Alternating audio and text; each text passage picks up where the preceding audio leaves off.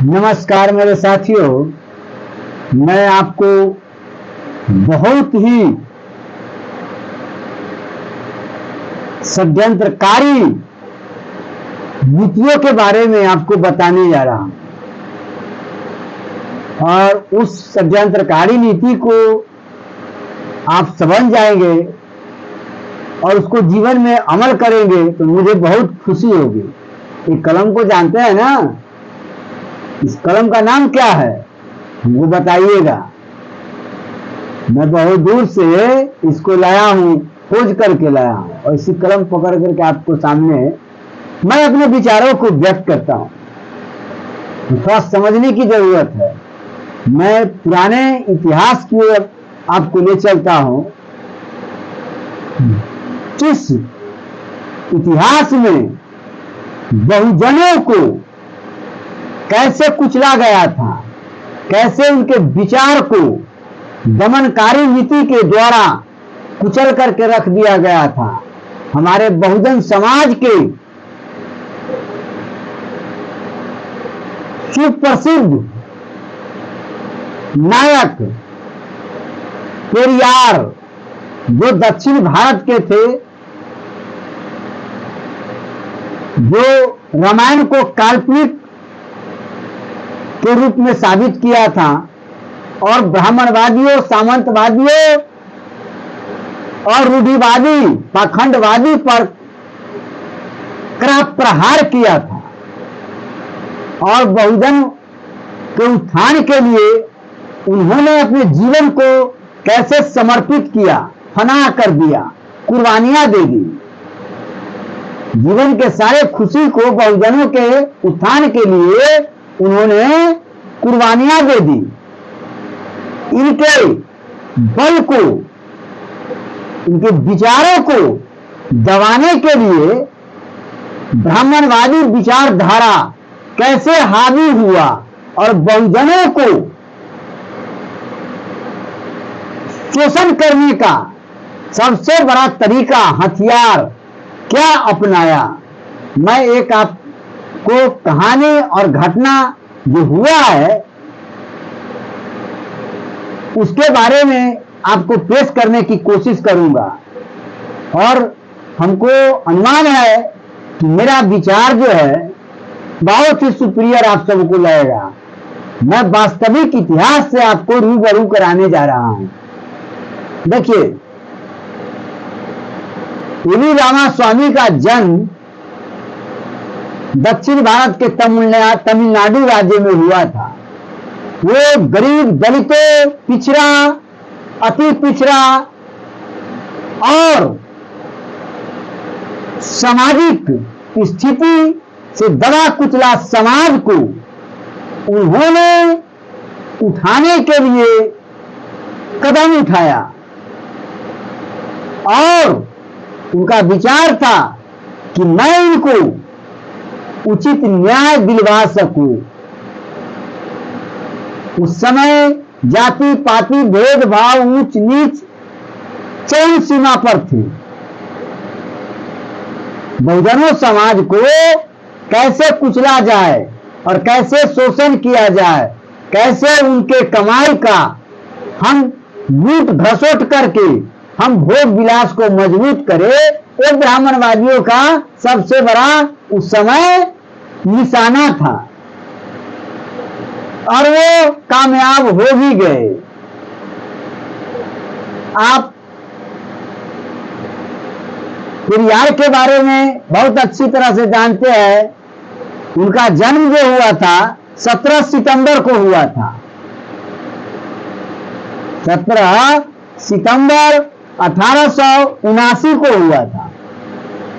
17 सितंबर 1879 को और उनकी मृत्यु जो हुई थी 24 दिसंबर 1973 को हो गया था। वो 93 वर्ष इस सृष्टि में रहे, समझ गए ना?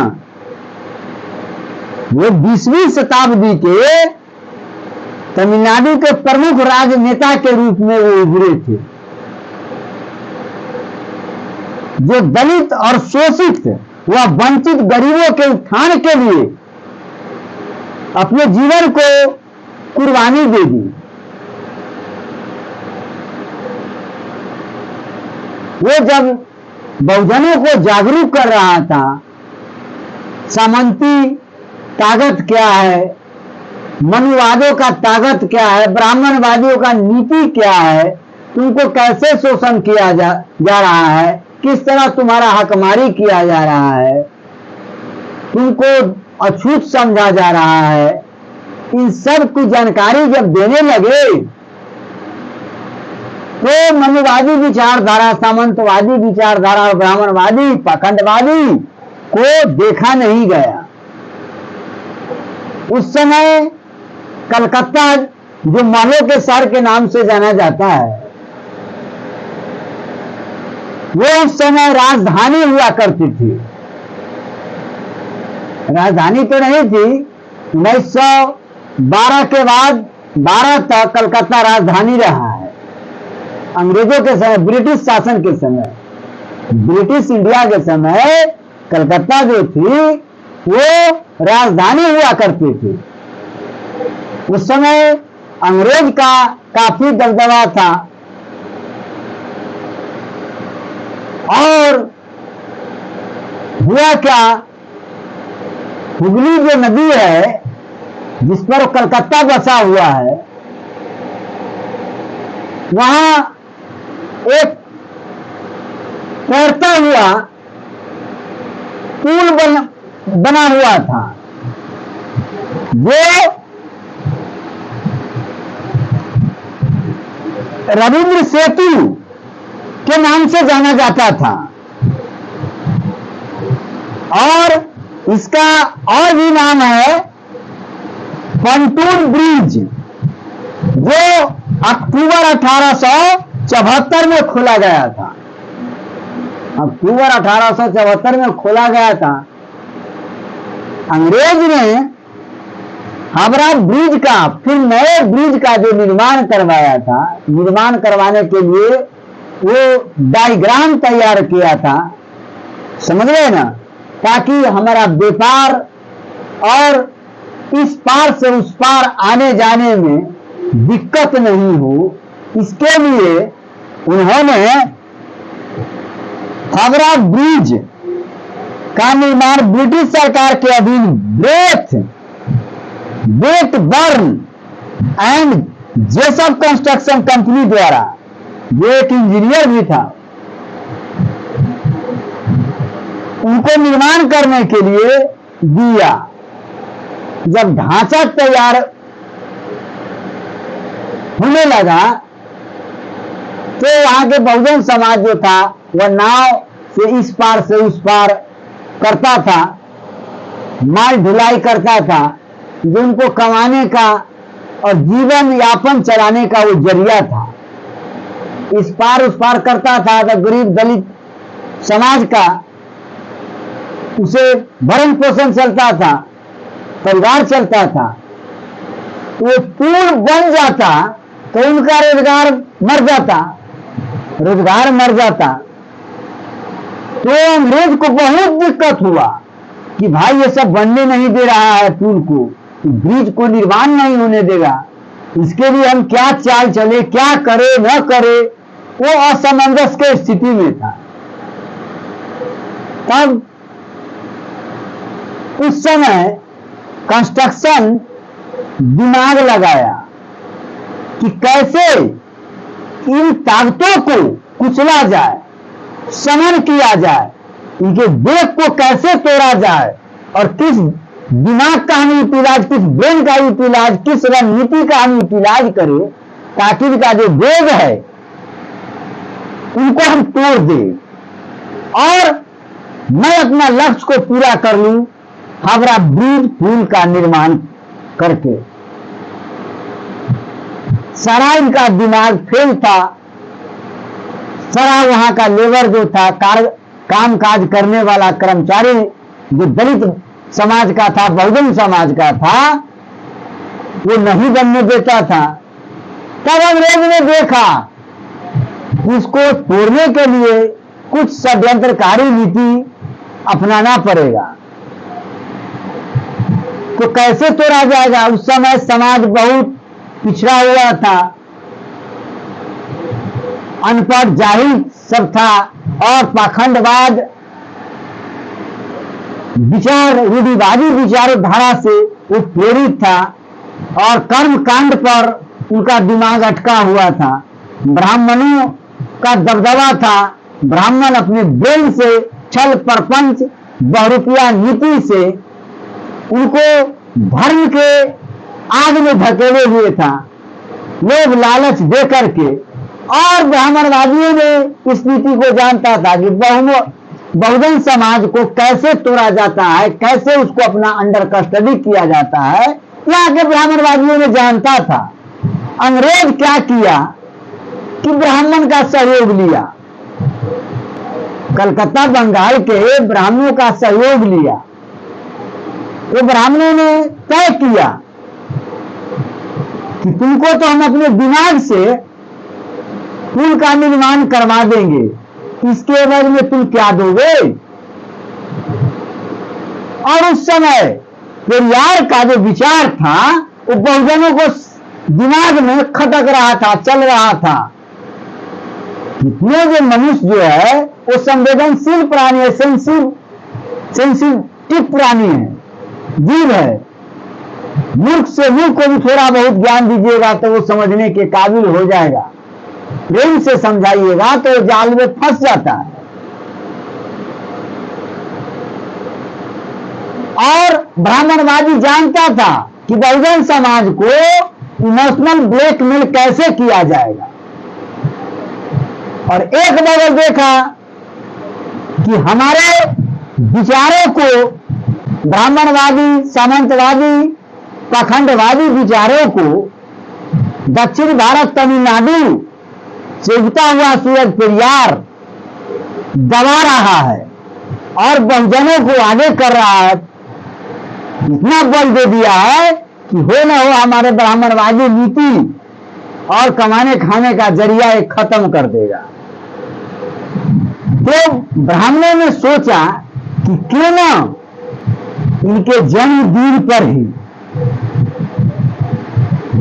पेरियार के जन्मदिन पर और पेरियार के विचारों को दबाने के लिए ही हम अंग्रेज को ऐसा नीति बताए जो बहुजन समाज हमारा शिकार भी हो जाए और पेरियार का विचार जो है दमनकारी नीति, दोहरे नीति से खत्म भी कर दिया जाए,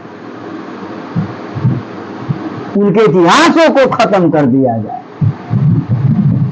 तब एक भ्रमजाल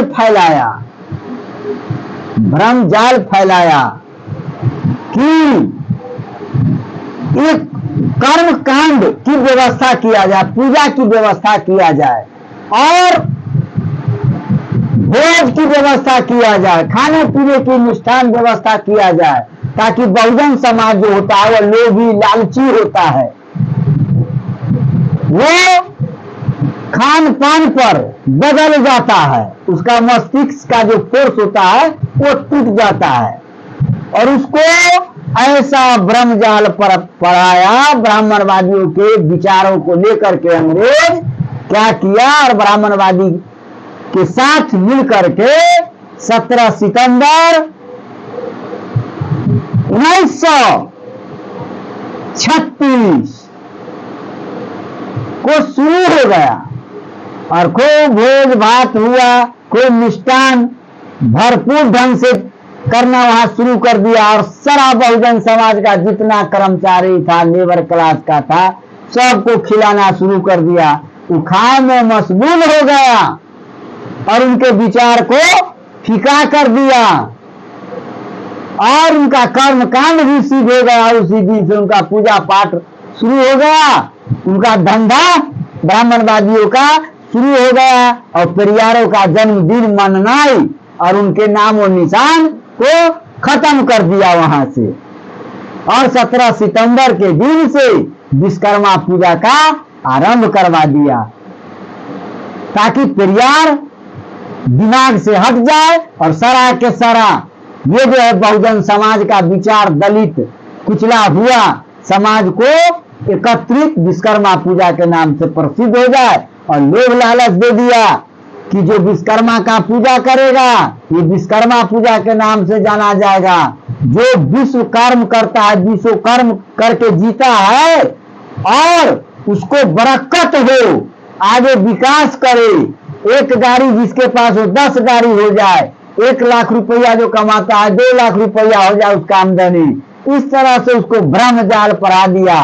ये भगवान है, ये ईश्वर है, इस तरह से विचारों को उसको दिमाग में भर दिया।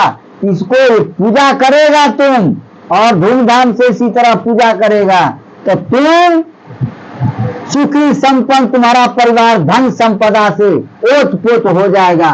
बहुजन समाज लोभ में फंस गया और 17 सितंबर 1936 से विश्वकर्मा पूजा का शुभारंभ कलकत्ता से हो गया।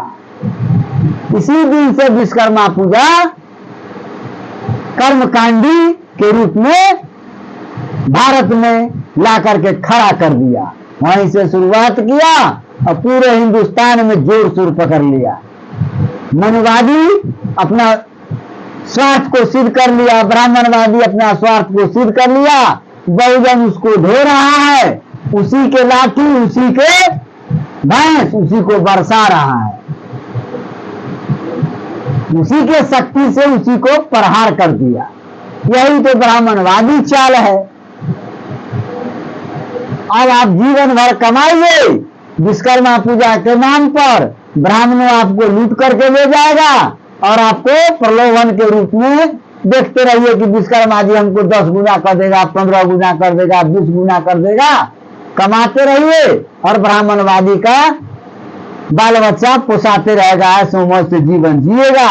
आप घंटा लेकर के बउआते रहिए, 17 सितंबर को याद करते रहिए। आपके बहुजनों का नेता पेरियार, जिन्होंने आपको जगाने का काम किया और आप सबों के द्वारा ब्राह्मणवादी ने उसको धरती में गड़वा दिया, उनके विचारों को दबान दिया।